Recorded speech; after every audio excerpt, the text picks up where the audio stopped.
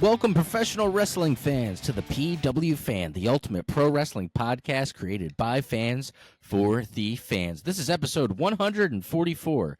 I am your host, collector, barber, musician, and most importantly, a professional wrestling podcaster, Talk Wrestling, Tim Gilbert.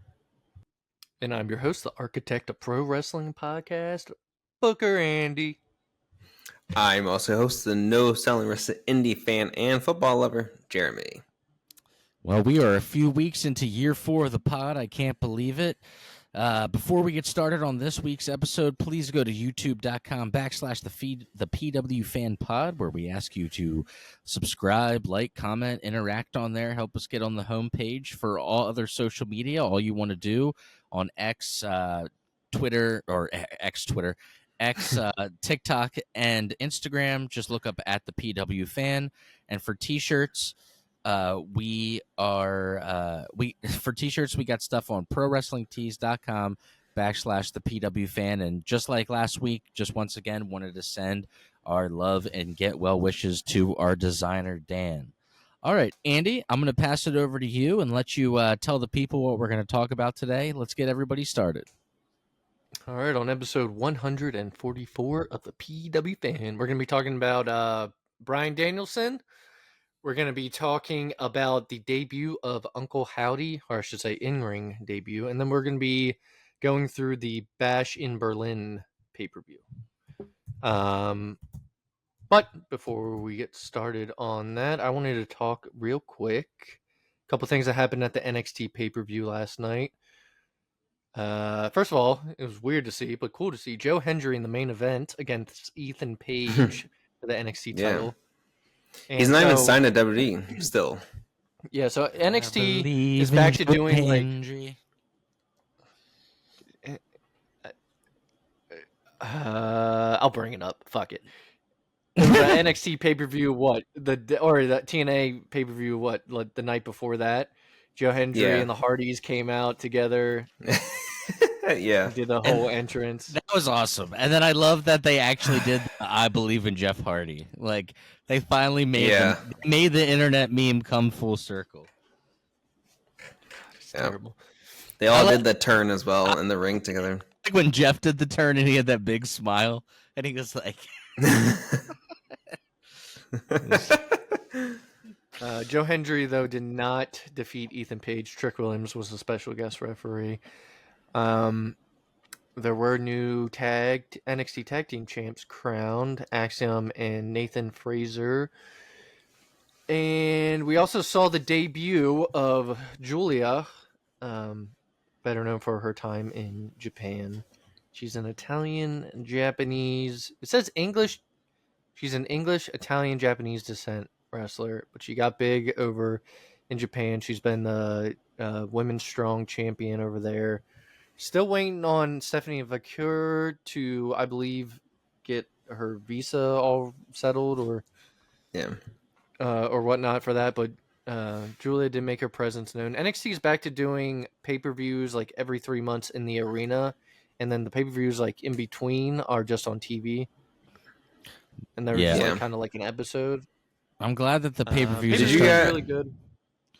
You go ahead, Jeremy. Chair.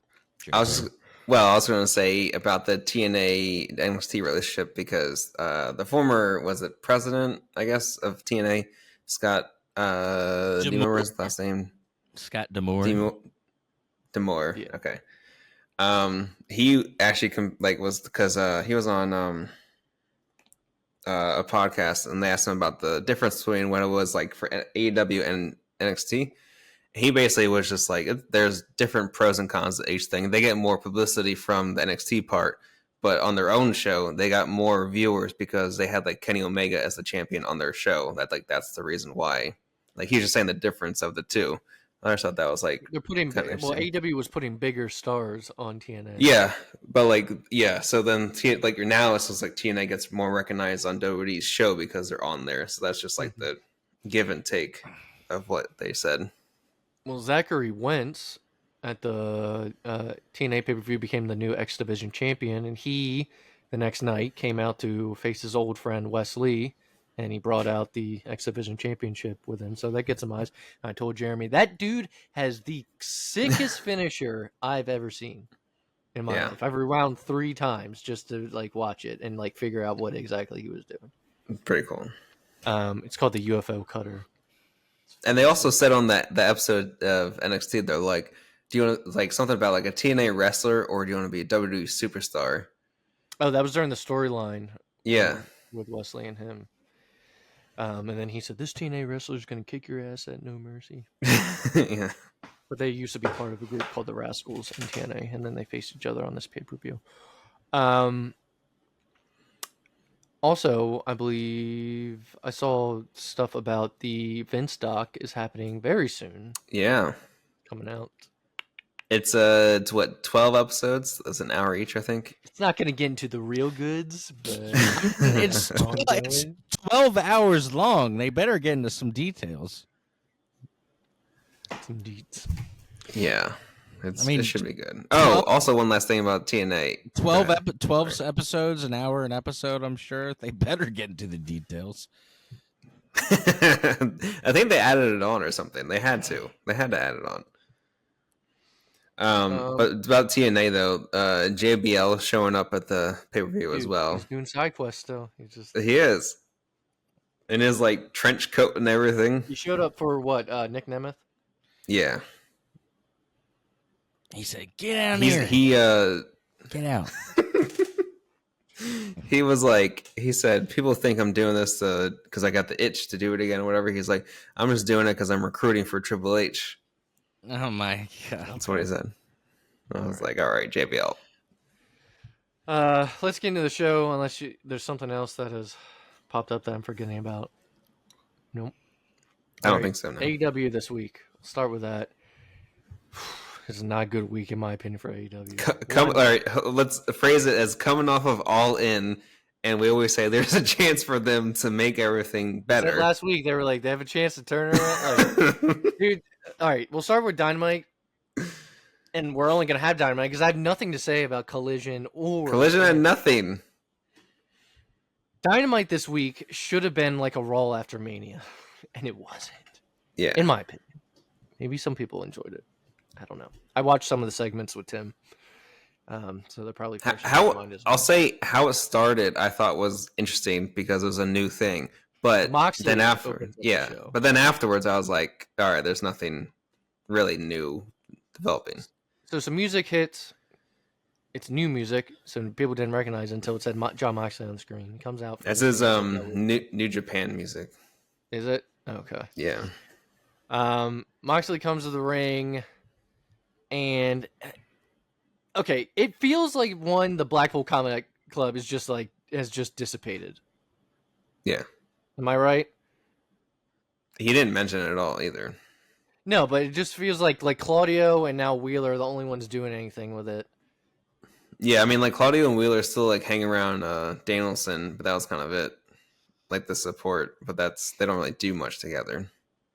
So Tony Schiavone was in the ring, and he asked Mox what he's been thinking about, or he asked Mox how he was, and Mox said that he's been thinking about things that need to get done. And he said, Darby Allin, it's time you and me had a talk.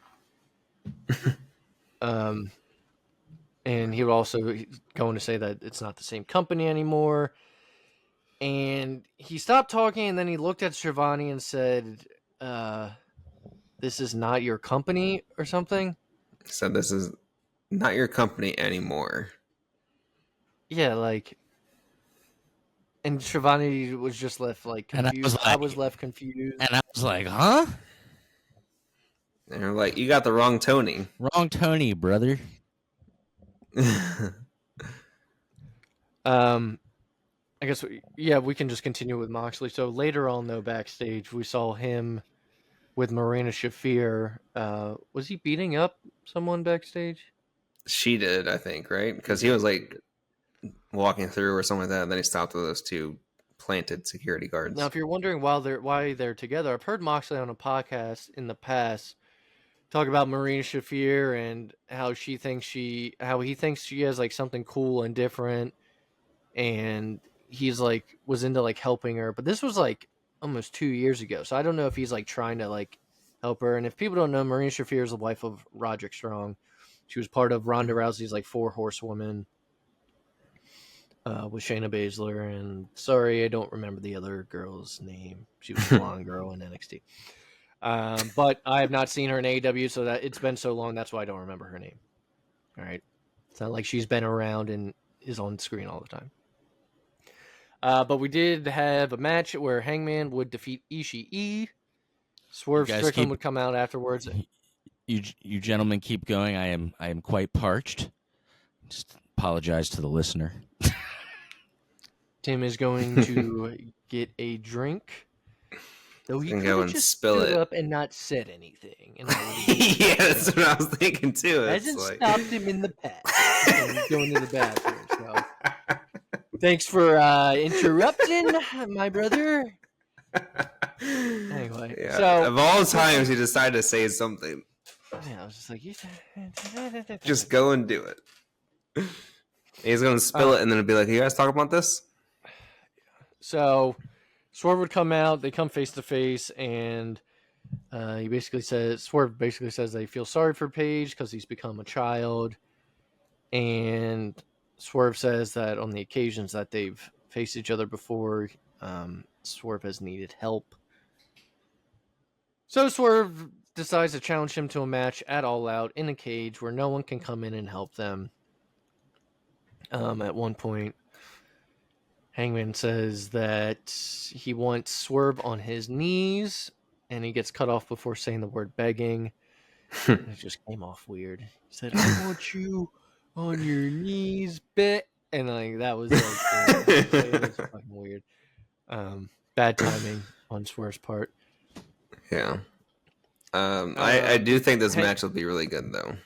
Probably. Hangman was basically saying that Swerve is not better than him, and Swerve was saying that he's a champion. Hangman can't take that away. Swerve also said he watched Hangman out front of his house with his kids. So Swerve was like a stalker. Oh, no, I didn't like this segment. Wasn't a fan. Didn't think it was good. There's a lot. I thought it was okay. It was just. I do think. Well, I did wanted to say about the Moxley thing. Like people were like, saying like it could. What if that's Shane McMahon? As in, like, why Moxley's saying it's not your company anymore. What? It's going to be Shane's company now? I don't know. Shane is the not name. more rich than Tony Khan. The name on the rights deal is Shane McMahon. It says McMahon, but it is Shane. He just rehashes the storyline from both of them. Or what if Vince comes back? It says Khan, but it's Shane. Shane Khan. Shane McCon. You guys ever take a sip of an ice cold DC? But that's what I call a Diet Coke. Taking a sip of an ice cold DC, and you just get that like. Called the bite. Oh, it's good. The bite? That's what. There's a word for it. Oh yeah, you need the bite. I'm a carbonation guy. I need the bubbly water.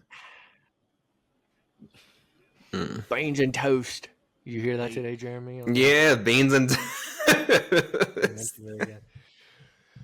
MJF would come out and to address his loss to Ospreay, how he's in neck pain. Tim thought it was funny that he was wearing neck tape. It was over the top. I loved it. He denounced his American citizenship. Immediately denounces it. Except for the most magical place on earth, Long Island, New York. He does still acknowledge them. But then he would address Daniel Garcia interfering in his match, calling him a bum. He said, "Daniel Garcia, you bum." And then he went off onto a rant. Eventually, Daniel Garcia, though, would come out and start attacking MJF. Tried twice to give him a tombstone off of the top rope. It did not work out, but Daniel Garcia got on the mic. And I believe... Well, he also threw the mic at MJF, and I think it might have hit him. I think so, yeah. They were broken up by security guards, but I'd assume that they're going to have a match at All Out. That's where this is going. All Out is this Saturday. I don't like how much time is in between All In and All Out every year. Oh, that's right. They made it 2 weeks. instead of 1 week. Instead of 1 week, Going they made all 2 in, weeks. bash in Berlin, and then all out. Yeah. God, I'm spending a lot of money. What's your website again? Wrestling. I'm just kidding. Don't say it. If you want to know my website, Don't say it. just No, you have to DM listen. You have to listen to the pod and DM us and interact to actually get the website. You don't. You ain't getting shit. Correct. Oh, I assume that's what we're getting. I believe there's 3 matches announced right now for All In. Let's see if I can get this right. Will Ospreay and Pac. Right? Yeah, that's the one. Yeah. And then Swerve and Hangman. Swerve and Hangman. I think there's a third. This could be a third. Let's go with that. There's definitely nothing for the women's titles. I could be wrong. Maybe it's only 2. I feel like there will be something for women's titles though. Ricochet had his first match though on Dynamite where he defeated Kyle Fletcher. Afterwards, Will Ospreay would come out, kind of teasing a future feud. He laid down the title on the ramp, and out of nowhere, Pac would come up from behind him and do. It's called a poison rana, right? When you do it from behind. Yeah. Yeah, when he does it from behind onto the stage. When he does it from behind, I am immature. When he does it from behind onto the stage, Ospreay made it look crazy. Yeah, it was awesome. Yeah, it did look really good. Driving their head did look right really into good. it. Where Pac would tell him not to forget about the bastard Pac. He said, Pac "Don't at one point was he the said, don't forget about the bastard." bastard. At one point, Pac was the international champion and trios champion. Well, he's the trios champion again. Maybe he wants to be the double champion with that same belt. Yeah. He was. I forgot What about was it that. called before international champion? Continental or whatever, right? North Atlantic? Or the Andy- Atlantic? Yeah, it was Andy- like You were once into. I mean, you still like it, but you're a weightlifting guy. What are we thinking about Pac's regimen? What's he got to do to look like that? Like a about buff 500 rat. cc's. I don't know, man. Tie the armbands around your muscles to make them look pumped up. His hair is blood constrained. He So looks it's all like- like It's like thicker. a cloud. A cloud. Dude's jacked. All those muscles and abs. My He bro, is. the bro looks like a cloud. He looks like he doesn't have anything but muscles on his body.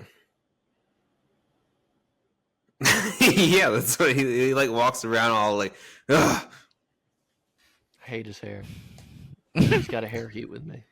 Hair heat. Is it like constantly wet his hair? Because I feel like I've never Not even seen that. him with. It's just like it's so shaved on the sides and so long. Spray And with also it. his receding hairline.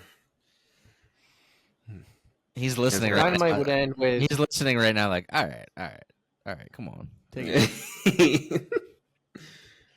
Dynamite would end though with Bryan Danielson addressing his future, where he did tease for a quick second that he was going to leave. He said, "But not today." So what we got out of that is that Bryan Danielson is going to do one title run, and he said, Yep. "Make no mistake, his full-time in-ring competition is going to end when he loses that title." He said, "But that's not going to be for a very long time." I And he think basically said all challengers, and we got a video of Jack Perry on the Titantron, which fuck that. why And is then that the he said, first one? Your future is right behind you, and then Jack Perry would come and attack from behind, and then do that Tim's doing, Yeah, holding up both belts. Look, you know damn well Danielson's like, my last run, I want to face these people because I've never faced them. When have you ever seen Jack Perry versus Danielson? He's probably going to face that's Orange true. Cassidy because he thinks Orange Cassidy is amazing. Yeah. But also, I think Danielson's run will end Wrestle Dream, which is like the beginning of the year or whatever. Not like next year, I mean, because it's in Seattle or Washington. I mean, that's his home state. All right. So I can see that. Booker Jeremy. he still got it. a good amount. Booker Jeremy. That's all I got for AEW this week, man. It should have been way better, in my opinion. They had a lot to go off of, but they didn't do much. Like even There's so many MJF stuff, I storylines they feel could like have there's. continued with. And the Mariah May segment I didn't even want to talk about because it was terrible in my opinion, with her on stage. And I hate in general in wrestling when they do those stage interviews, like on stage. I mean, on the ramp, instead of like in the ring or something or whatever, because I always feel like they never go well. it was terrible. So I didn't want to mention it, or I didn't want to talk about it. Obviously, I mentioned it, but didn't want to talk about it. So let's get into Raw. Raw this past week, Judgment Day would open up the show. This WWE this week is all go home stuff, by the way. So JD, Carlito, Finn Balor, they would take turns bragging about what they've been doing. Liv Morgan would grab the mic and talk about Rhea Ripley. Dominic attempted to talk as usual, but was drowned out by booze. If the show doesn't open with Judgment Day, then I don't know what they're thinking because it always opens up with Judgment Day. There was a video from Michael Howdy that ended up happening. We would get his debut match later on in the night. By the way, Jeremy reminded me beforehand that the group of Shayna Baszler, Sonya Deville, and Zoe Stark, they have a name. It's not the lesbians. It's not the lesbians. It's not the foreheads. All right, it's terrible. It's an awful name. And I keep forgetting for like the past 3. Damn, they all got massive foreheads. All right. Oh my god, bro! Easy. Dang. Andy's got forehead heat. Go back to Mexico. So their name is terrible, though. It's a mouthful. It's called the Pure Fusion Collective. I hate it. It's a terrible name. Yeah. I immediately forgot it once I saw the name tag. Sounds like a Dragon Ball Z character. The Pure Fusion Collective. We are the Pure Fusion Collective. This is Chris Sabbath. This is Chris Sabbath from Dragon Ball Z. You might know me as the voice of Piccolo and Vegeta, the Prince of all Saiyans. One time I called Andy and kept doing that over and over and kept saying I was Chris Sabbath from Dragon Ball Z. Dude, my god. He got so mad. I would have been angry. He would just pick up and I'd be like, "Oh, this is Chris Sabbath." Yeah, I was like, I'm doing schoolwork, man. I don't got time to do this. And Tim's like, "Don't do the schoolwork. Listen to me." I'm like, "Listen to me. Drew It's McIntyre. Chris Sabbath." Drew McIntyre would cut a promo on Punk. It'd be the last promo before his match. He said that it's ironic that the 50-cent piece of junk bracelet on his wrist causes so much drama because the strap that is around his other wrist will be Punk's downfall. Also, during the press conference on this Friday before, Drew said, when I'm whipping Punk during the pay-per-view, it's going to be Passion of the Punk. And the crowd fell flat, and Michael Cole was just like, For those of you who don't know, it's a play on words for Passion of the Christ. Womp, Yeah. womp, womp. Womp, womp, womp. Yeah. But we did get Drew Fatentire out of that press Drew conference. McIntyre was good. Funniest was shit funny. I've seen in a while. He's Yeah. the most jacked guy on the roster. He's like, "What do you mean, fat and tired?" Drew Fatentire is like, the most jacked guy on the roster. You can tell he was mad about that one. Yeah. He's like, what is CM Punk's skill? He can be fat and skinny at the same time? Isn't that like the Triple H thing? Where remember when he was feuding with Punk and he would say like that skinny fat thing? He's like, "I will beat your skinny fat ass." Yeah, I was like, "What?" It's true. But Punk's been looking jacked lately. Fuck off, everyone. He is now, yeah. He's jacked. He's swole. He is. He's swole, as we'd say 10 years ago. Raw is doing a triple threat number one contenders matches to determine in the fatal four-way the number one contender. So the first of, I guess, 4 triple threat number one contenders matches that lead to a fatal four-way. That's confusing. Jey Uso would win by defeating Kofi Kingston and Karrion Kross.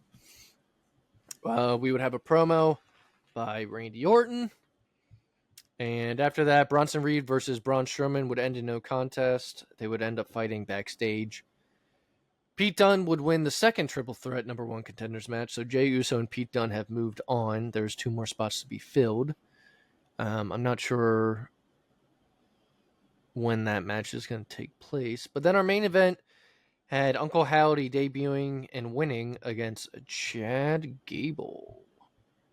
Ready, Jeremy had told me before. willing, and Gable. I missed that gimmick Jeremy- when they used to do that in NXT. Didn't they have a shirt? It was, Yeah. it's him and Jordan. What was his name? Something. Jason Jordan. Jason Jordan, Jordan. yeah. Yeah, they had the shirt that said "Ready, Willing, and Gable." I was like, hell yeah. Match was pretty good. There was a lot of stuff that was a tribute to Bray, like the dancing in the ring with like Gable's kind of lifeless body. That was a big one. But Jeremy told me beforehand Where's my that egg? sometime this week, he You said find- it's find been my the egg. 1-year anniversary. Trying to be serious. It's Tim, been the this is a 1-year anniversary serious this thing week right of now. Bray Wyatt's passing. Sorry. I was looking for my egg. I didn't know that's where you were Never going have to with. talk about that. I didn't. Well, Even, if you just listen. I didn't know where you were Never going have with. to talk about the egg again. Vince's egg. Austin Theory found the egg. Fabergé egg. What were you saying, Andy, about the Bray?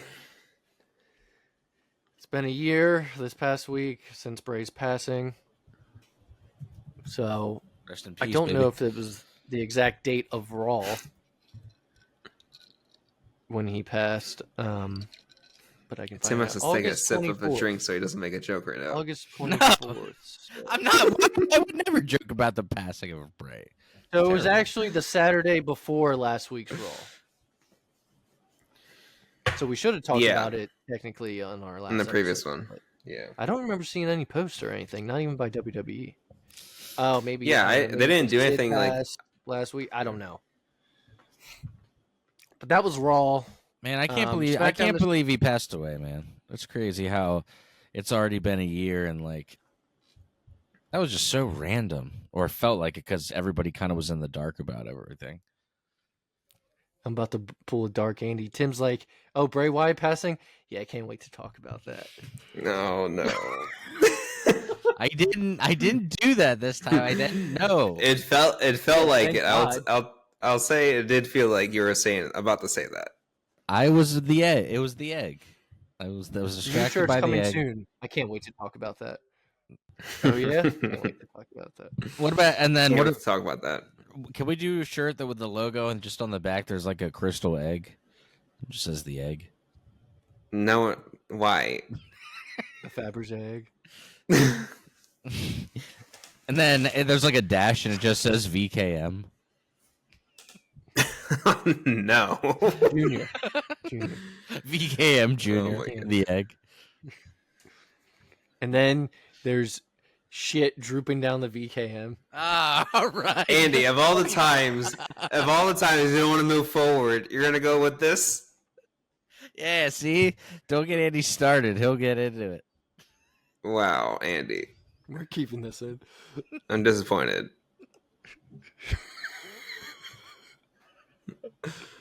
I'm sorry, Jeremy. What's next? Woo! Getting off the rails. Tim's fault. SmackDown this week. Glenn, one of the listeners of the show, came in. Oh, for- not Glenn again. Glenn, good old Glenn. He came in and was listening. And I was cutting his hair. He's like, "Man, you guys have been kind of going off the rails lately." He laughs though. He laughs. We're adding a little. We're adding a comedy element to the show. Woo! I will not be posting clips of that part. None of those parts. SmackDown this week took place in Germany. LA Knight would kick off the show, basically doing an open challenge for the United States Championship. Out would come Ludwig Kaiser to a huge pop, dude. Huge. This crowd erupted It was huge. for him. It was huge. LA Knight would end up winning, but this crowd was super behind Ludwig Kaiser.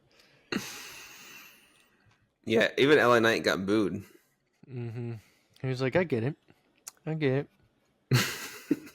I did not like this segment. I was about to say Cody Owens. Kevin Owens and Cody Rhodes had a It was segment. awkward, I felt like. It was super awkward. Owens brought up apparently Cody has a hurt knee, or they were playing that he had a hurt knee. Yeah, which is totally random. And then they brought up how Cody gets credit for kind of how the industry is outside WWE nowadays, and Kevin wishes that he got more credit. Stop me if I'm wrong, but I believe that's what was said. Yeah, the knee part was weird though, because KO was like, "I got people in the back telling me." He's like, "You don't want to talk about that?" He's like, "I don't want to talk about that." Yeah, I was like, "Okay." He's like, "Why do you want to talk about that?" It's like, okay. And he's like, "My knee's fine." I'm like, "Okay, so what's the point of having this conversation?" I don't know. Carmelo Hayes and Andrade would have yet another match where Carmelo Hayes would win. I believe they're 2 for 2 now. It's going to end in a fifth one. 2 for 2. Why don't they do best of 7? M for M? Something like that. Nia Jax would defeat Mia Yim in a street fight in the main event. That would wrap up Smackdown. Band for band? So what? What?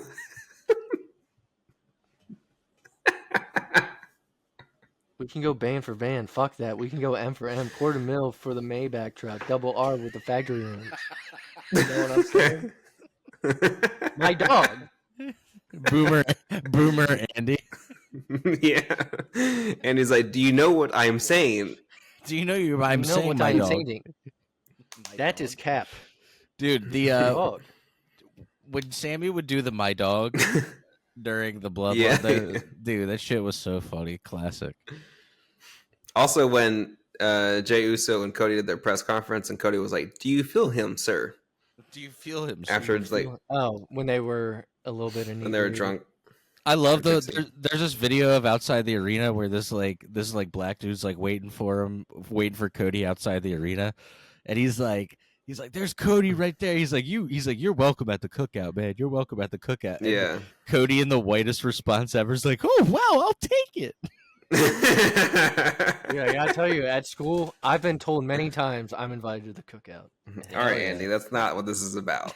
Okay, well, not about yourself. Sorry, I'm not Cody Rhodes. It is a good feeling. That's the point. Yeah, I know. I understand why Cody felt that way. So defensive about it. My brother. You say that again, you're not going to be invited to any of my cookouts, all right? Jeremy, should I do the rap that I did when I was 16? No. Oh, okay.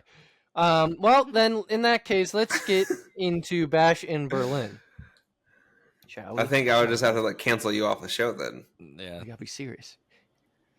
Well, y'all can write the notes and do it without me. Tim and I would be like, "I think this happened on this show. I don't know, but this guy wrestled." I don't know. Ever since WrestleMania, I have to drink and smoke in order to watch. Yeah, I'm just an addict now. It's all blur nowadays.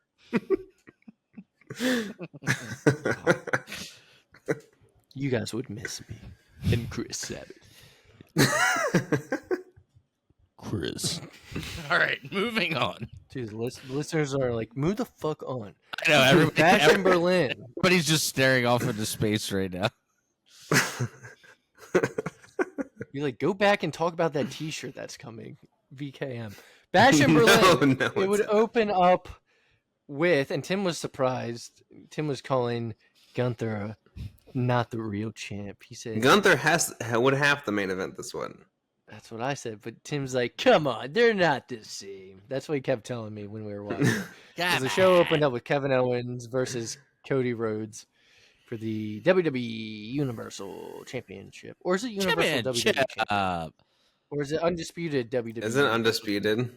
I don't know. It shouldn't be Undisputed at all because there's only one title now, right? Technically, every champion's undisputed. Who's disputing it?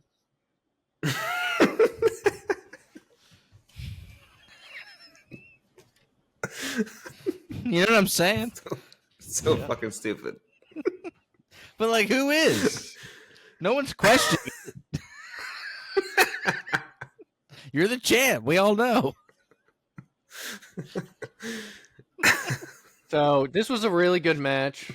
Two friends going at each other.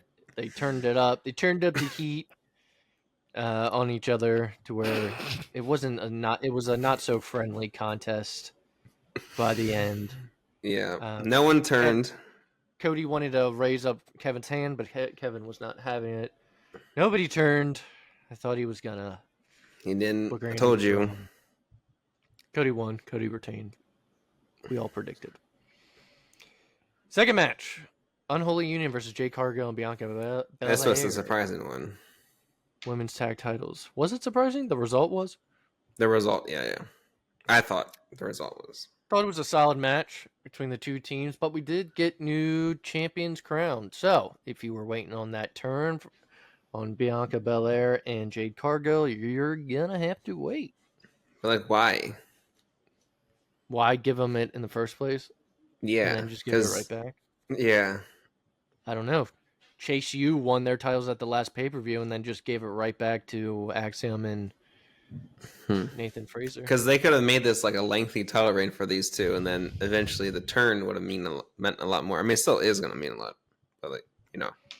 Bianca Belair apparently addressed that people have been asking her about a turn. AEW. Oh. People have been asking Bianca and Jade about when one of them is going to turn on each other. Jeremy she did. So someone asked her about AEW, and he can't wait to talk about that. Next, though, we had CM Punk versus Drew McIntyre in a strap match, and thank God this match was not doing the posts every 5 minutes. They really just saved it to the end for the most part. Yeah, and Punk did it in a pretty clever way. Well, so Punk won, and he would hit the post, do a go to sleep. Yeah. Hit the post, go to sleep, hit the post, go to sleep. He hit like 4. But I mean, like, also, like, when Drew was carrying him and hitting it, and then Punk was hitting it behind him.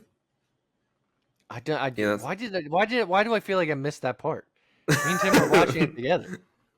There was that part where Drew had him on his shoulders, and then Drew was, like, hitting the corners, but then Punk also was hitting it, like, after he would go on to the next one. And Drew wasn't realizing it. Tim was stoned. He's like, "Why is it red?" I said, "Drew's red, Punk's green." Like, oh. Why is it red? Why is it red? Drew would pick up Punk though at one point and dump him over the rope through the table. Tim didn't like that. Tim just every CM Punk match now he's just like, "Don't get hurt, don't get hurt." I'm scared. Is that why he didn't like it? I like the match. No, I mean, like, is that why he didn't like that spot? Oh yeah, he just thinks Punk was gonna get hurt. I'm always afraid he's gonna just stare at me. Oh, sorry, I was reading my classic show of the week. I just am always afraid that he's gonna like blow his peck or something. I'm always like, just don't get hurt. Blow his peck. Explodes into a million pieces. That was a good match though. That was probably one of my favorite strap matches recently. I can't even think of the last. That was a lot better. Maybe Cody versus Brody Lee. Yeah, but I mean, like, the past, like, I don't know, like 10 years, I feel like. Because I remember they used to have them much more in the earlier 2010s and everything. Andy was like, they're gonna actually do some wrestling before they make us watch them touch the corners, which I actually appreciated, you know. Yeah. Now Cody did like a bull rope match with Shinsuke, which is similar, but you don't touch the corners, right? Shit stain? Yeah, it was Shit Stain. Shit Stain, knock it the fuck off. Where is he? Where has he been? Japan. Shit Stain? Shinsuke. Yeah, he was doing the live stuff when they were just on tour in Japan. I know that. You know, I saw recently a video of his debut on Smackdown, and I was like, I miss how they treated him in NXT because he was like put over as such a star, and like his entrance was so cool because it was all blacked out, and then it was just a spotlight on him with the music. And Vince messed it up. Cody Rhodes had a strap match with QT Marshall. I forgot. Did he really? Yeah. The strap match was better than the match at SummerSlam. What is this? Did Cody Rhodes have a strap match at SummerSlam? I don't know. I don't know. I don't remember one. Oh no. Okay, someone was saying that the strap match with CM Punk and Drew was better than the match with CM Punk and Drew at SummerSlam. I agree. Except for the different kind of story being told because you have Seth involved in the first one. Yeah. And then I'm just curious. I was going to say last thing is the third match between Drew and Punk. I'm going to go with Hell in a Cell probably for Bad Blood.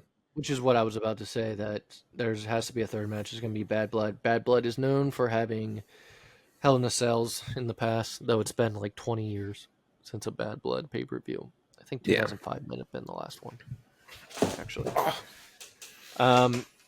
So next match, we had Damian Priest and Rhea Ripley defeating Liv Morgan and Dominic Mysterio. Yep. Rhea would end up doing some moves on Dominic to where now people are thinking, is Rhea and Dom going to fight at one point? I know I saw some of that online. But the match was really booked really well, I thought. Yeah, it was. And Dom got a black eye from Rhea. Really? Yeah, like on Monday, like Raw, like tonight, he had a black eye. Like I don't know if it's real or not, but like that's like resulting from Rhea. Now, Judgment Day, of course, in Judgment Day fashion, would get involved. Do you think, did this make it seem like we're going to get Damian versus Finn yet? It didn't, not clearly. I didn't think. Like, I'm not sure where they're going really right now with that. And also the fact that they called Damian and Rhea the Terror Twins. I don't know if I like that name for them. Not a fan. They're not twins at all. Yeah, they don't even look alike. Main event, and also, go on. Damian's like, what, 10, almost 15 years older than Rhea. Yeah. Damian, old man. Mm-hmm. Main event, though, was Gunther versus Randy Orton for the World Heavyweight Championship. I thought Gunther's pop should have been bigger. Yeah. I don't know. I don't know why it wasn't, but yeah. But I'll tell you, I love the use of the 8K cameras again. Where it's blurred everything in the background. Mm-hmm. Except for especially for Randy Orton's entrance. That looks so cool. This match was fantastic. It was a fucking hell of a performance by both guys, I thought. Especially after going back and seeing some clips. Much better than their King of the Ring one. Yeah, I was going to say this is Randy's best match. Yeah. In what, a while? Yeah, I felt like, because I was like, I don't know, like, I can't remember like any matches before this of his that were this good. In case you forgot how good Randy Orton was, this match might have reminded you. Yeah. For sure. Even jacked Randy Orton can have a good match like this. Told Tim I prefer jacked Randy Orton. After seeing jacked Randy and then going back and seeing skinny Randy seems too skinny. People were saying who would win between the legend killer Randy Orton and this Randy Orton. That's a good one. Fantasy booking. I would say the legend killer one because he would do literally anything to win a match. Like he would kill somebody. He's like, just not kill him, just make him go away. Just put him to sleep a little bit. Gunther would end up retaining though, and pay-per-view wasn't amazing, but I definitely felt like it was pretty solid. Yeah. My friend and I gave it a 7 out of 10. Oh, we're doing... No, but... Okay, yeah, I was like, we're doing that now? Give it a B. Oh, we're grading it now? Give it 7 stars. I did have to look up what the crowd was chanting a lot of times because it was funny to see what they were, and it seemed like they like were singing Randy Orton's song and doing all of that stuff. So I feel like no matter where they go in Europe, it's going to be better than American audiences. Yeah, they had. I mean, the crowd. I will say the crowd made it even better. Mm-hmm. It's kind of like contagious when they're acting like that and you're watching. Yeah, it makes it feel Yeah. better They watching were the showing the match. decimal level. I did not, for the first time in a while, I almost forgot about it. Did not watch the press conference afterwards, the post show. Yeah, Triple H actually wasn't there because he apparently, I guess, like his daughter's first day of college or whatever they said, so he like That's so flew back crazy. immediately. Yeah. Gotcha. But yeah, not too much this week besides the pay per view. But AEW, just I wish they would just step up their game. Yeah, they had that one good week with All In, and then back to normal. All right, Tim, you want to take us out? Yeah. All right. So I do have a classic show of the week because I watched it the other night when I was falling asleep, and I was like, "Yeah, this is a good one." It's kind of one that like I feel like no one ever talks about and doesn't get a lot of love, but this is Armageddon 2000, which is a 9-match card. And where did it take place? I wanted to start giving some people some backstory. Yeah, December 10th, 2000 at the Birmingham Jefferson Civic Center in Birmingham, Alabama. Classic front cover to the pay-per-view. Yeah, you got Birmingham. You got Undertaker on the motorcycle. Classic. If you know that pay-per-view poster, it's a classic. But first match, D'Lo Brown versus Scotty 2 Hotty with Grandmaster Sexay. Next is a don't repeat everything I say. Next is a Sorry, I'm thinking of the Stone Cold and Undertaker segment when he's just like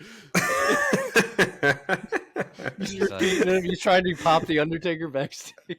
Just the way Tim was like, "Don't repeat everything." He has to turn around because he's laughing. The intergender elimination tag team match. The Radicals, who are Eddie Guerrero, Perry Saturn, and Dean Malenko, against Team Extreme, Jeff Hardy and Matt Hardy with Lita. Next is a European Championship match, Hardcore Holly against William Regal. Next is a singles match, China against Val Venus. For some reason they don't label that as an intergenders match. They just label it a singles match. Kane versus Chris Jericho in a last man standing. Venus would have something to say about that nowadays. I'll tell you what, brother. Last man standing match, Kane versus Chris Jericho.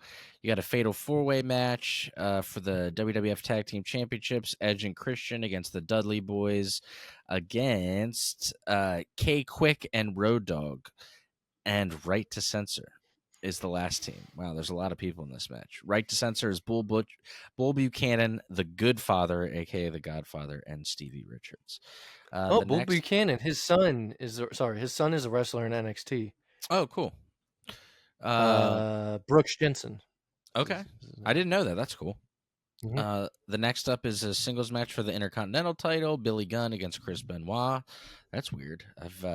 That's a match I don't think I've ever seen. I'd be kind of interested to. I can't even really picture those two wrestling each other. It's kind of weird. The next is a triple threat for the WWF Women's Championship, Trish versus Molly versus Ivory. 3 classic women's wrestlers, all very good in the ring. And that is actually they're like the co-main event, so that's cool. So they went on second to last on this show in the year 2000. That's kind of like a big deal. The last match of the night is the 6-man Hell in a Cell for the WWF Championship, which a lot of people. This is the one where Rikishi's like, "I did it for The Rock." So it's Kurt Angle versus The Rock versus Rikishi versus Stone Cold versus Triple H and The Undertaker. And this is a match that I've seen a lot of videos from, and I've seen it a couple times, but it's one that people always see footage from, but like never gets talked about. But yeah, that is Armageddon 2000. So yeah, a lot of names that people would recognize on there. Thank you for joining us for episode 144 of the PW Fan, and we will see you next week with episode 145. Have a great week and continue to enjoy pro wrestling.